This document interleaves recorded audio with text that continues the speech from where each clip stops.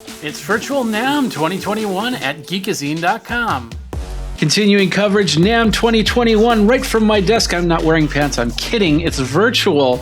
And we've got David West here. I hope he's wearing pants. Doesn't have to. Well, no, you're going to be standing up, so you're going to have to wear pants. Yeah. And you're with a company called Imperative Audio, correct? That is correct. Yes.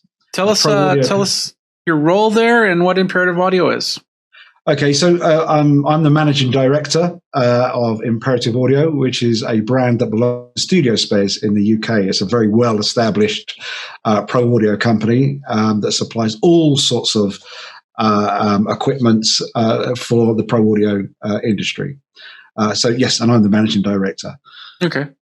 So, and you have this product, which is kind of photobombing us right now, correct? Yeah. So, it's not very big. No, it's way back.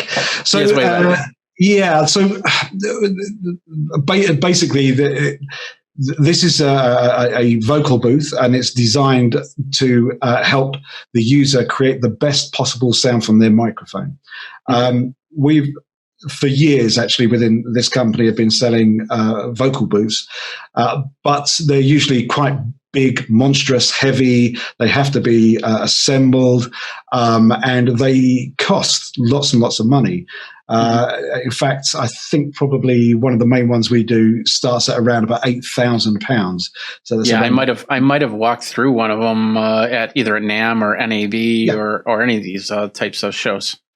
Absolutely. And so either you go for a big booth or you then treat your room. So podcasters especially are going through the pain of creating these wonderful podcasts, but often you're hearing what we call reflections in the room. So it's the sound that bounces off the wall and comes back into the microphone. And that's a massive problem. So what I wanted to do is to create a solution that would actually allow anybody anywhere to be able to assemble the PVB, as we call it, the portable vocal booth, and get a great vocal sound. And that's exactly what it does. So it's ideal for singers, for voiceover artists, for podcasters and broadcasters, anywhere where there's the narrative or a vocal. Yeah. Absolutely. And what's interesting about this is, well, first of all, what's the dimensions on this booth? Okay, so if you'll allow me, I'm just going to get up and just point this out. So this actually will go right down onto the floor, so the legs disappear. They go back up into the frame itself. And when it's at its lower position, where you can use that for putting amplifiers and so forth in there, so you can use it for separation. That's about 118 centimeters, so just over a meter. The highest point is 210 centimeters, so that is ample for even the tallest of performers. The circumference all the way around is 324 centimeters. And this space, or this gap at the front here, the opening, is 80 centimeters. So even somebody as portly as me, Jeffrey, can go in and you have a good amount of room to perform. Absolutely. There are other booths out there actually, but they're quite tight and claustrophobic, and many singers have sort of complained that whilst they're in the box is okay, but they can't go to and from the microphone and perform, so to speak. So it makes it very difficult. And what I've seen on the web page is you could actually put this on top of a desk. You could have it by a desk or whatnot in whatever you need, whatever capacity you need it. So because there are 5 retractable legs on here, the back legs and the 3 in the back here can actually go up, and then it can be lipped onto any desk at any height. So you can then use it for podcasts, and actually a lot of people doing audio books. So the narrative for audio books prefer it that way because they can sit down and they have to read for hours at a time. Which that makes it nice and comfortable. So it's very versatile. You can have your producer sitting in the chair that you were just in, and then somebody at the booth doing the vocals, and you can have some sort of dialogue back and forth if needed. Absolutely. And now, of course, it's often remote, like you and I are at the moment. So they will often have somebody, sitting at the other end of Zoom, asking them to cover that point again, or to read that phrase again, or whatever. Or can you make it a little bit more dramatic, please? So they can almost direct remotely. So that's a very common situation now, especially since COVID has come into place, because virtually every artist has had to work from home or from a small studio or whatever. What kind of material is this made from? So the frame is aluminium, because we wanted it to be as light as possible. And you'll actually see that there are cutouts all the way in the frame itself, which helps with the weight, and it also helps with the reflection properties. Inside, it has 3 different layers of acoustic treatment, which ends in I believe, a 35 D density foam, which is specifically designed to help reduce reflections. Now that in itself, and this is where it's really impressive, that offers 0.07 seconds of reflection time. To get that in any booth is really hard. Even in the big expensive booths, they're all about 0.07, 0.08. So and the easiest way for me to do is if I can just go in and I'll speak to you in. Oh yeah, we'll do that in 1 second. I do have one more question, and that is this the only version of the model available, or because I could see somebody wanting to have a viewing window on the other side? So do you offer? Is this the only model you offer? Or? So this is the only model we offer, and it's very specifically designed this way. So viewing windows, I understand what you're saying, so you can see out and so forth. That's all okay, but as soon as you put glass in there or a perspex or whatever, then you're adding to the reflections. So suddenly you'll start to lose the reflection properties of the booth itself. So putting anything like that would affect the sound completely. So we have not done that on purpose. Then the open area, is there something that you put in its place, or that just stays open? Okay, so that's a really, really good question, and we've been asked about that a lot.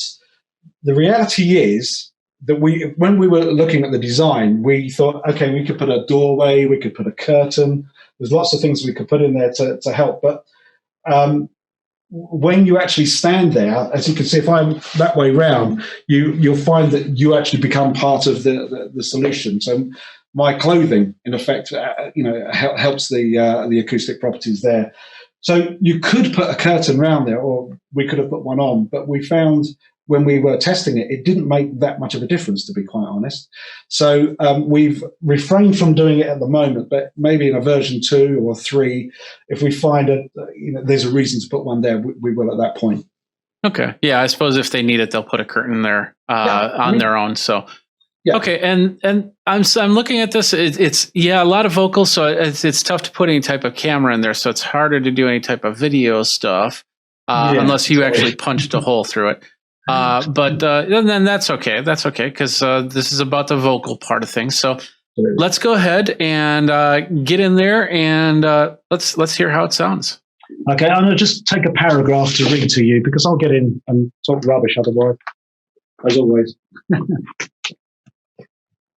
So this is my best of voiceover voice. So no, actually, I will point out now I'm in here that we have a slot in the roof at the top here. I'm just pointing to the top, a 30 centimeter slot, which allows us to put an overhanging mic stand through the top of the roof. Sorry, I've just banged the mic straight into the booth. Now, the reason for that is you can either have an overhang, or you can actually put your own one inside, like a floor standing one. We thought about connecting it to the frame, but of course, then your any vibration in the frame would then go up the mic stand and into the mic. So this gives, by having an overhanging microphone in the booth, that gives me the ability to have any script or any lyrics in front of me here, and I can still read them without the mic stand being there, and I can make the adjustments appropriately. So hopefully you can hear that quite well now. Oh yeah, I can. Yeah, I can definitely hear that. The only problem is I can't see. I see the wrong end of you. Let's just put it that way. Oh, trust me, that's the right end. You don't particularly want to see my face. Do you have any means to put like a small webcam in there, so if somebody was recording, they could actually see the facial features? Because I think for some voiceovers, that's important. Absolutely. So on the we have an accessory bar round here, which you can see the white bar going across. At the moment, we have a book stand on there, or a music stand, depending on what you like to call it. And you can in actual fact, we can actually put various polls, which we will do in the coming months, and that can be used for additional mics. It can be used for an iPad stand. It can be used for a camera, a GoPro, or whatever you would like to put in there. At the moment, we have, and in fact, I think we're talking or hoping to find a way of shipping these as well. We have a little LED lights that we can go in there and clip onto the stand as well, so you can see that. Yeah, that was my next question. Was any accessories that would come with it to help in any of this? Yeah, at the moment, as I say, the book stand and the accessory bar do come with it. The LED lights, I think we're just having them made at the moment, so they will take a bit longer, but we should see them within a month or two. But they will eventually go in as part of the purchase. So but it comes with the roof. Everything's complete otherwise, minus the microphone, of course. Minus the microphone, because that is a choice that everybody has to make. All right. So how much? I want to come back in and let's talk about price and availability. Good to be back, Jeffrey. Yes, yeah. You sound great no matter what. Don't worry about that. Thank you. So in the US, it's going to be $14.99 plus local tax. That will be available. We're hoping, fingers crossed, that should be available from April. Okay. Are they for sale in the UK right now? Yes. In fact, we're just getting the first shipment into the UK as we speak. So we hopefully will see them next week, actually. But we have, I think the majority are pre-sold. Which is wonderful for us, of course. But there's a lot of voiceover artists in the UK that are really struggling to get a good environment for their microphone. So we have pre-sales right across the UK. And actually, I think there's actually some already sold into the US and Canada. Pre-orders have been made. So we are taking pre-orders, but we can't promise the day that they'll arrive. So it's entirely up to you guys. Fair enough. Whether you want to put a deposit on or not. Well, that's how that all works anyway. One last question is, how easy is it to set up and tear down? So actually, it should take two people. That's the first thing. This is not the sort of thing that can be done by one person alone.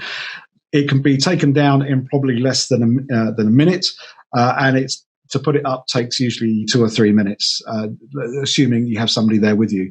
If you go onto our site, onto the imperativeaudio.com site, there's actually a video showing Mike and Charlie from the office here actually putting one up, so you can see it and see how easy it is to do that. How much does it weigh? As it stands there, it's I believe it's 31 kilograms. Okay. But I think shipping's about 40 kilograms because it has to come in a good box to be well looked after. It also comes with a bag as well. So when you put it, when you actually collapse it down, you can put it into the bag, and then you can put it in your garage or off to the side of the room or whatever. Well, you said it took two people, so it's more of the fact of how it has to be assembled, which takes the two people rather than the weight of it.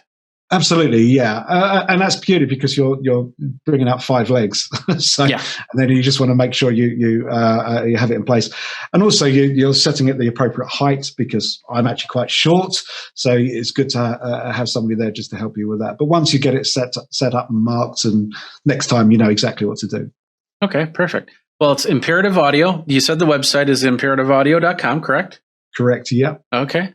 David, thank you very much for your time. Impressive. I can't wait to see it in action, and keep me updated, keep us updated as Absolutely. To when it comes out.